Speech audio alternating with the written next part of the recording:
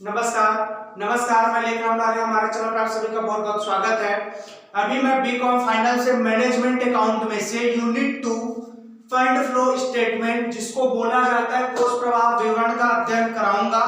इसको पूरे डिटेल में पढ़ाऊंगा, ठीक है।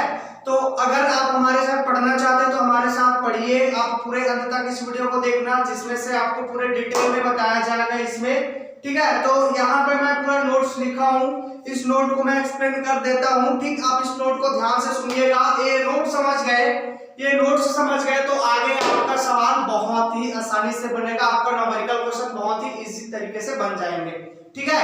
और मैं आपको ये सूचना दे देना चाहता हूँ, बताना चाहता हूँ, जैसे कि मैं इस टॉपिक को स्टार्ट किया हूँ तो इस टॉपिक में से मैं इंपॉर्टेंट क्वेश्चन अभी रिसेंट में बताऊंगा, क्योंकि आपका एग्जाम बहुत नजदीक है। परसों नरसों शायद आपका एग्जाम है, ठीक है। तो मैं इसमें से 2-3 क्वेश्चन अभी तत्काल बता देता हूँ और वो क्वेश्चन आपके एग्जाम में लग सकते हैं, ठीक है। तो थोड़ा सा ध्यान से देखिएगा और इसको भी थोड़ा सा पढ़ लेना, ठीक है। चलो स्टार्ट करते हैं। जैसे हम अध्ययन करेंगे कोष प्रवाह विवरण, तो कोष प्रवाह विवरण आपको 2 प्रकार का सवाल बनाना पड़ेगा, आपको 2 प्रकार का खाता बनेगा, ठीक है। 2 प्रकार का खाता बनेगा। इसमें बोला मैं कोष प्रवाह या कोष प्रवाह को कोष बहाव भी बोला जा सकता है, ठीक है। कोष प्रवाह कोष बहाव विवरण पत्र में 2 खाता बनाया जाता है। पहला बनेगा आपका कार्यशील पूंजी में परिवर्तन का विवरण पत्र। पहला क्या बनेगा? कार्यशील पूंजी में परिवर्तन का विवरण पत्र। दूसरा बनेगा कोष प्रवाह विवरण, जिसको बोला जाता है कोष बहाव विवरण पत्र भी बोला जाता है, ठीक है। पहला बनेगा आपका कार्यशील पूंजी में परिवर्तन का विवरण पत्र, दूसरा बनेगा आपका कोष प्रवाह या कोष बहाव विवरण पत्र, ठीक है जी। ये दोनों हमको बनाना होगा। अब मैं यहाँ पे कुछ बेसिक्स 3 नोट बताया हूँ, ठीक है। सामान्य 3 नोट बताया हूँ। पहला नोट है आपका, आप स्थायी संपत्ति, चालू संपत्ति और चालू दायित्व और स्थायी दायित्व को इससे पहले थोड़ा सा जान लो। वैसे तो आप सभी जानते हो स्थायी संपत्ति क्या होता है, चालू संपत्ति क्या होता है, स्थायी दायित्व क्या होता है, चालू दायित्व क्या होता है। कैसे जी, कोई बताना चाहोगे क्या होता है स्थायी संपत्ति और स्थायी दायित्व? ठीक है, जैसे मैं आपको थोड़ा सा हिंट दे देता हूँ, यहाँ पे मैं लिखा हूँ, ठीक है। ये नीचे में देखिए आउट ऑफ है ना, मैं आपको नॉलेज के लिए बता रहा हूँ। ज्यादातर बच्चे को पता नहीं होता तो थोड़ा सा इसके माध्यम से जान लेंगे, ठीक है। तो जैसे मैं इसको एक तीसरा नंबर तक बताने से, पहले नंबर से तीसरा नंबर तक बताने से पहले आपको स्थायी संपत्ति, स्थायी दायित्व सबको बता देता हूँ, ठीक है। तो जैसे देखिए स्थायी संपत्ति, हमारे पास संपत्ति 2 प्रकार का होता है, एक मूर्त होता है, एक अमूर्त होता है, जिसे बोला जाता है स्थायी संपत्ति और बोल सकते हो चालू संपत्ति। मैं सीधे स्थायी संपत्ति में बता देता हूँ, ठीक है। स्थायी संपत्ति वो संपत्ति होती है जो हमेशा के लिए फिक्स होती है, स्थायी रहती है। जैसे बिल्डिंग, ये बिल्डिंग देखो, ये बिल्डिंग स्थायी है, स्थिर है, मतलब क्या आपका स्थायी संपत्ति, ठीक है। भूमि, भवन, प्लांट, ये सब क्या है आपका स्थायी रहता है, मतलब ये क्या आपका स्थायी संपत्ति है। खेत भी है, हाँ जी हाँ, खेत भी आपका क्या स्थायी संपत्ति है, क्योंकि खेत आपका एक जगह स्थायी रहता है, ठीक है। जैसे मैं यहाँ पर बताया स्थायी संपत्ति, भूमि, भवन, यंत्र, संयंत्र, प्लांट, मशीन, विनियोग, ये सब क्या है आपका स्थायी संपत्ति है, जो हमेशा के लिए स्थिर होती है। क्या रखा गया, क्या कहा गया, स्थायी संपत्ति का है, ठीक है। अब चालू संपत्ति जानते हैं, स्थायी संपत्ति तो जान लिया जो हमेशा के लिए स्थिर होते हैं, जैसे भूमि, भवन, यंत्र, संयंत्र, प्लांट, मशीन, विनियोग, ये सब क्या है आपका स्थायी संपत्ति। अब चालू संपत्ति जानते हैं, चालू संपत्ति क्या है, तो चालू संपत्ति में बोला रोकड़ शेष, रोकड़ शेष, बैंक में शेष या बैंक में रोकड़। उसके बाद आपका स्कंद, स्टॉक रहतिया, स्कंद जानते ना, स्कंद। उसके बाद आपका देनदार, प्राप्ति पत्र। उसके बाद आ जाएगा आपका पूर्वधन व्यय या बोल सकते हो उपार्जित आय। ये सब क्या है आपका चालू संपत्ति है, ठीक है जी। ये सब क्या है आपका चालू संपत्ति। इस चीज को आप खास ध्यान रखेंगे, कॉमर्स वाले बच्चों तो ये चीज का इसका नॉलेज बिल्कुल होनी चाहिए आपको, ठीक है। अब इसके बाद आगे बढ़ेंगे तो हमारा आगे आता है स्थायी दायित्व। स्थायी दायित्व में सबसे पहले आ जाएगा आपका पूंजी आपका क्या है स्थायी दायित्व। ऋण पत्र क्या है, ऋण पत्र दीर्घकालीन ऋण पत्र या ऋण पत्र बोल सकते हो, क्या है आपका स्थायी दायित्व। बंधक का मतलब होता है गिरवी, ठीक है जी, वो भी क्या है आपका स्थायी दायित्व। उसके बाद यहाँ पे बैंक ऋण मतलब कोई बड़ा कर्जा लिया हो बैंक से, ठीक है, वो भी क्या कहलाएगा आपका स्थायी दायित्व कहलाएंगे। ये देखिए मैं यहाँ पे लिखा हूँ बैंक ऋण है, बंधक का मतलब होता है गिरवी, ठीक है जी। उसके बाद है दीर्घकालीन ऋण, जिसको आप बोल सकते हैं ऋण पत्र है, पूंजी, ये सब क्या आपका स्थायी दायित्व है। अब चालू दायित्व जानते हैं, क्या है आपका चालू दायित्व, तो चालू दायित्व यहाँ पर देखिए लेनदार आपका क्या है चालू दायित्व। देय पत्र आपका क्या है चालू दायित्व। बैंक अधिविकर्ष दायित्व। देय क्या है आपका? चालू दायित्व है। उसके बाद आ जाएगा आपका अदत्व है, क्या है आपका? चालू दायित्व। अल्पकालीन ऋण क्या है आपका? चालू दायित्व। ये सारा क्या है आपका? चालू दायित्व। देखिए मैं यहाँ पे लिखा भी हूँ, अनुपार्जित आय भी लिखा हूँ, ये सब क्या है आपका? चालू दायित्व है। ये सब क्या है आपका? चालू दायित्व। आप नोट कर लेना, ठीक है? ये चीज का ये जितना यहाँ पे बताऊं, स्थायी संपत्ति, चालू संपत्ति, स्थायी दायित्व, चालू दायित्व, इसका नॉलेज आपको होनी चाहिए। ये तो ऐसे बुक में आपको बता दिए रहेंगे, फिर भी इसको नॉलेज के लिए आपको अपने माइंड में रखना पड़ेगा, ठीक है? अब इतना पता हो जाने के बाद पुनः आते हैं, ठीक है? जैसे कि मैं यहाँ पे आया था, तो हम इसमें क्या करेंगे? दो प्रकार का सवाल बनाएंगे। सबसे पहला क्या बनाएंगे? काल से पुनः परिवर्तन का विवरण पत्र। दूसरा बनाएंगे कोष प्रवाह विवरण, ठीक है? अब उसके बाद इसमें कुछ बेसिक्स नोट बताऊं। जैसे पहला नोट में स्थायी संपत्ति में, ध्यान से सुनिएगा, स्थायी संपत्ति में वृद्धि को क्रय माना जाता है। स्थायी संपत्ति में वृद्धि को क्रय माना जाता है और कमी को क्या मानेंगे? ह्रास। कमी को क्या मानेंगे? ह्रास मानेंगे, ठीक है जी? ध्यान से समझिएगा। जैसे आपका स्थायी संपत्ति रहेगा, जैसे बिल्डिंग है, ठीक है? स्थायी संपत्ति में वृद्धि होगा, बढ़ोतरी होगी, तो उसको क्या कहेंगे? क्रय कहेंगे, क्रय मानेंगे। और उसी में अगर कमी हो जाएगा, कमी, उसको क्या मानेंगे? ह्रास मानेंगे, ठीक है जी? अब उसके बाद आता है हमारा स्थायी दायित्व की बारी। स्थायी संपत्ति को बता दें, स्थायी संपत्ति में वृद्धि होगा तो क्रय मानेंगे और स्थायी संपत्ति में कमी होगा तो ह्रास मानेंगे। क्लियर? अब उसके बाद यहाँ पे दूसरा नंबर का पॉइंट आएगा, तो दूसरा नंबर का पॉइंट बताया मैं, स्थायी दायित्व में वृद्धि होगा तो उसको क्या करना होगा? विकलन में लिखेंगे। जैसे यहाँ पे क्या करेंगे? विकलन में लिखेंगे, ठीक है? स्थायी दायित्व रहेगा, स्थायी दायित्व में अगर वृद्धि हो जाएंगे तो उसको किधर लिखेंगे? विकलन में लिखेंगे, साधन पक्ष में लिखेंगे। और अगर कमी हो जाएगा तो जस्ट उल्टा समाकलन पक्ष में, ठीक है? स्थायी दायित्व में वृद्धि होगा तो एक कोष प्रवाह विवरण जो बनाते हैं ना, उसके विकलन पक्ष में आ जाएंगे, और अगर कमी होगा तो समाकलन पक्ष में। ये देखिए मैं लिखा भी हूं, स्थायी दायित्व में वृद्धि किधर आ जाएंगे? विकलन। स्थायी दायित्व में कमी क्या हो जाएंगे? समाकलन, ठीक है जी? इसी चीज को मैं बता रहा हूं, इसमें लिखा हूं स्थायी दायित्व में वृद्धि होगा तो उसको विकलन साधन में आएगा। देखिए विकलन साधन में आएगा, और अगर स्थायी दायित्व में कमी, साधन का समाकलन में चला जाए, सॉरी समाकलन या प्रयोग में आ जाएंगे, ठीक है जी? स्थायी दायित्व में कमी होगा तो किधर आ जाएंगे? समाकलन, क्रेडिट या प्रयोग पक्ष में आ जाएंगे। इतना याद रखो, आपका कोई भी स्थायी दायित्व रहेगा और अगर स्थायी दायित्व में बढ़ोतरी होगी, वृद्धि होगी, तो वृद्धि होगी तो किधर आ जाएंगे?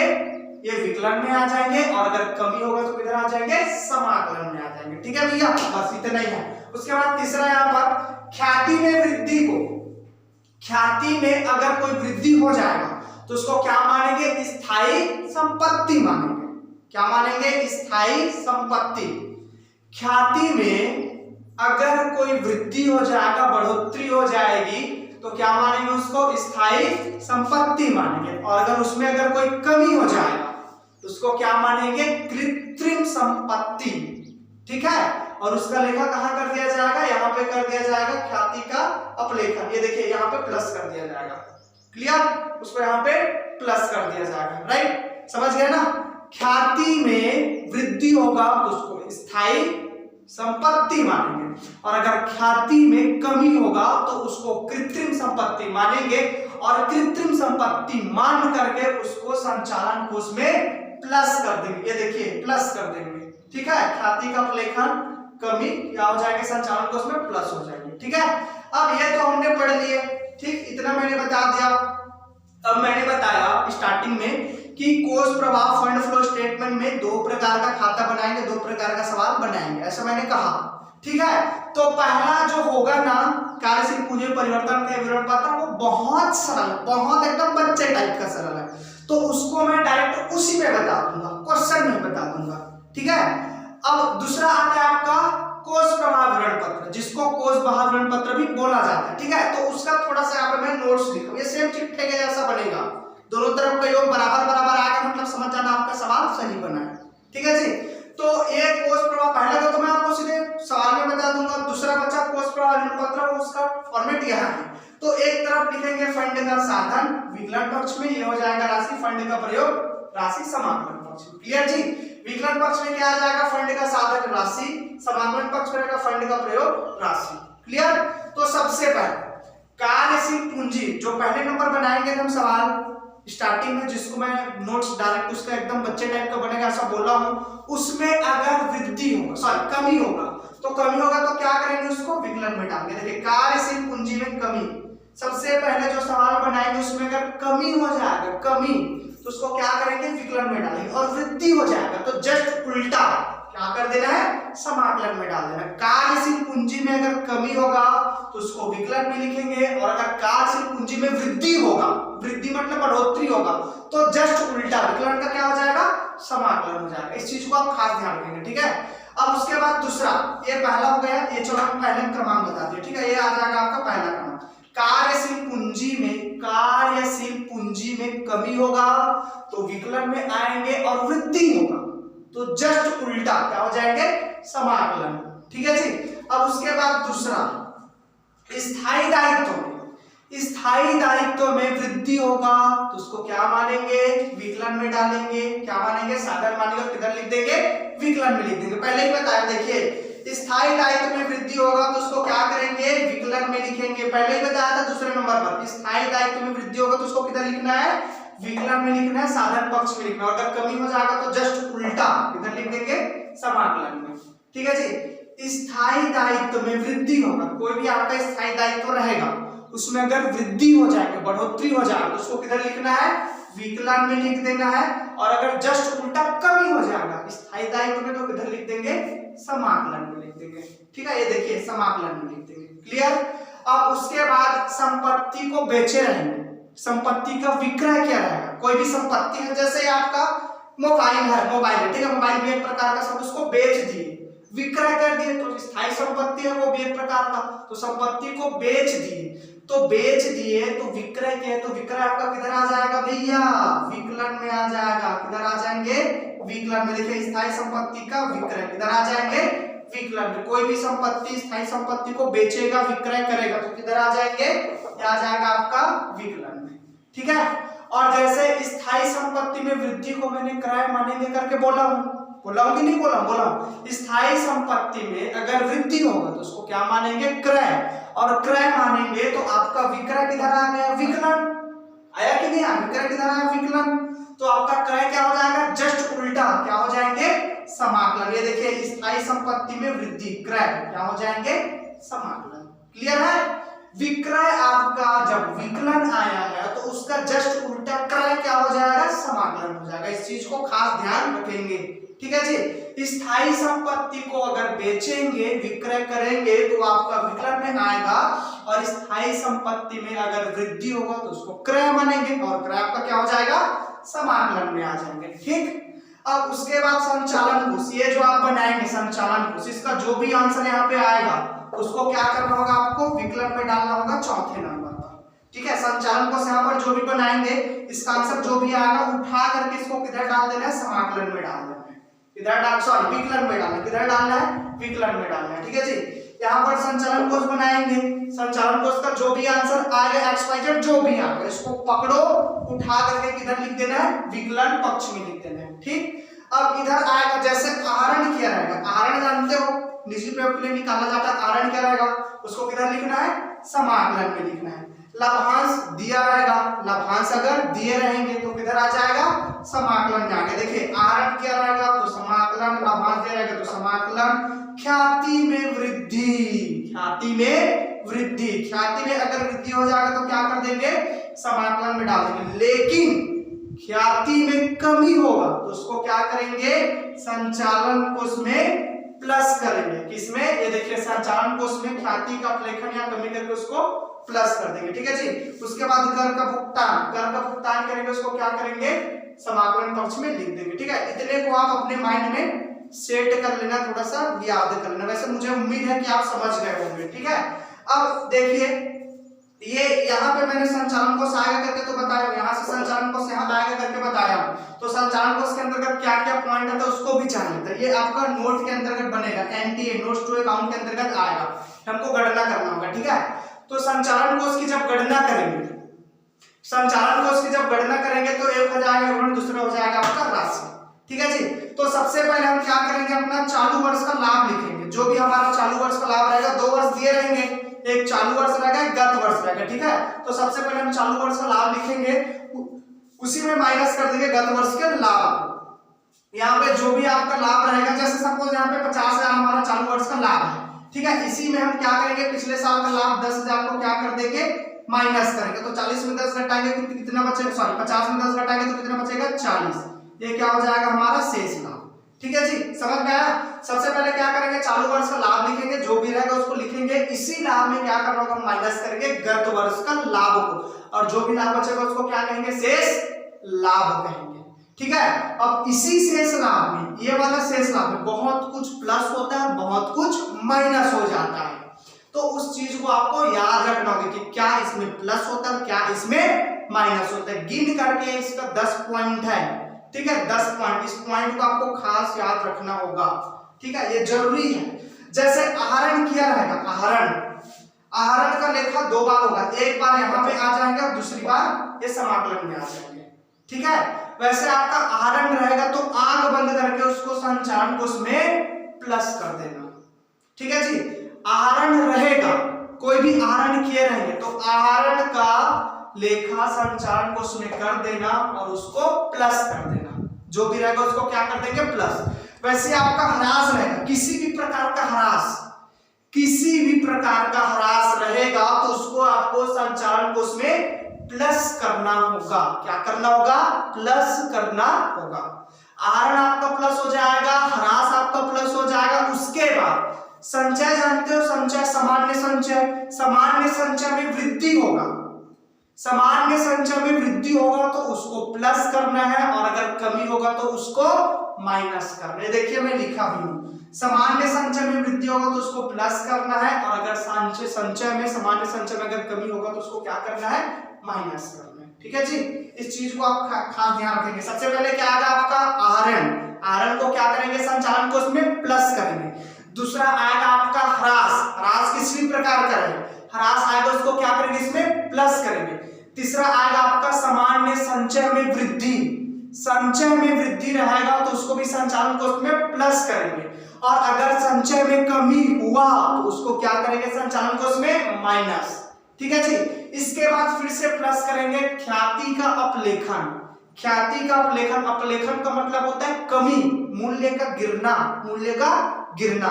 ठीक है, ख्याति का अपलेखन होगा या कमी होगा तो उसको संचालन कोष में क्या करना है, प्लस करना है। क्या करना है, प्लस करना है। उसके बाद आपका प्रारंभिक व्यय, ये ज्यादातर क्वेश्चन में दिए रहते हैं, प्रारंभिक व्यय में हमेशा कमी ही होगा, इस चीज को खास ध्यान दें। चलो स्टार लगा देता हूं मैं, प्रारंभिक व्यय में हमेशा कमी ही होगा, और कमी होगा तो उसको आपको इसमें प्लस करना होगा, क्योंकि प्रारंभिक व्यय भी आपका कृत्रिम संपत्ति है, और कृत्रिम संपत्ति में जब कमी होता है तो उसको संचालन कोष में प्लस किया जाता है। ठीक है जी, क्या किया जाता है, संचालन कोष में प्लस किया जाता है। तो इस चीज को खास ध्यान रखें, दोनों चीज को। ख्याति का अपलेखन संचालन कोष में प्लस होगा, ठीक। उसके बाद प्रारंभिक व्यय का अपलेखन, अपलेखन का मतलब होता है कमी, ख्याति का अपलेखन, प्रारंभिक व्यय का अपलेखन, दोनों संचालन कोष में प्लस होता है। ठीक है।